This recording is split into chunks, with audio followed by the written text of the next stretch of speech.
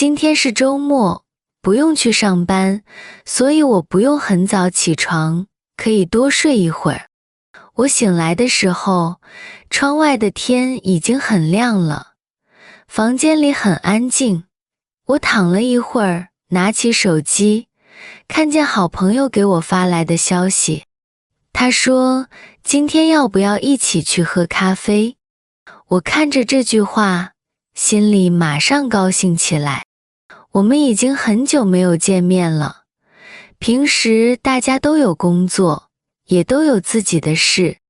很多时候，我们只是用手机发几句话，问一问今天忙不忙，吃饭了吗？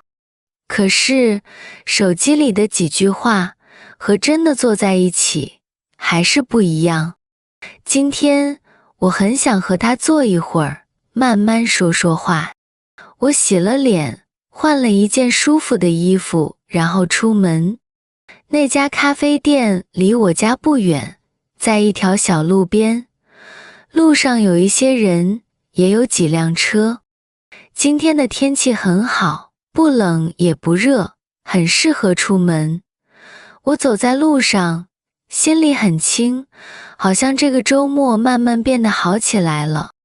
走进咖啡店的时候，我一眼就看见了他。他坐在靠窗的位子上，手里拿着手机。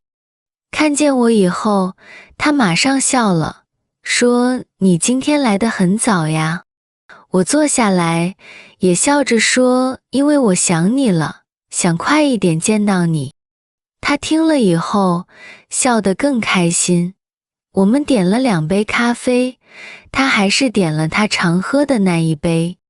我看着他，忍不住笑了。他问我笑什么？我说，你每次都说想换一个，最后还是点一样的。他听了，也笑起来。这个笑声不大，可是很熟悉。桌子是木头的，不大。桌上有2杯咖啡，还有一块小蛋糕。小蛋糕看起来很好吃，我们看了很久，谁也没有先吃。后来他说，你看他这么小，好像在等我们先说完话。我听完，真的笑出了声。我们没有说什么很大的事，只是说一些最近的小事。他说，最近工作有一点多，有时候回到家以后，只想一个人安安静静地待着。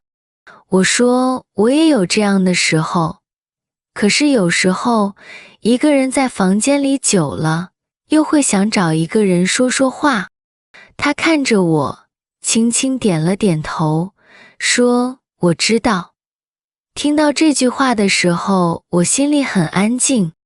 有时候，和好朋友在一起，不一定要一直说很多话。他坐在我对面，听我说，也和我说他的事。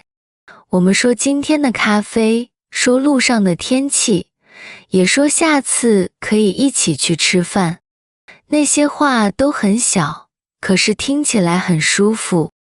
窗外有人走过去，也有人骑车过去。店里的声音很轻，有人说话，有杯子放在桌上的声音。我们一边喝咖啡，一边慢慢吃那块小蛋糕。我的咖啡慢慢变少了，可是我不想很快喝完。快到中午的时候，我们一起走出咖啡店。路上的人比早上多了一点，风还是轻轻的。他要往左边走，我要往右边走。分别的时候，他对我挥了挥手，说下次不要等太久再见面。我说好，下次我请你喝咖啡。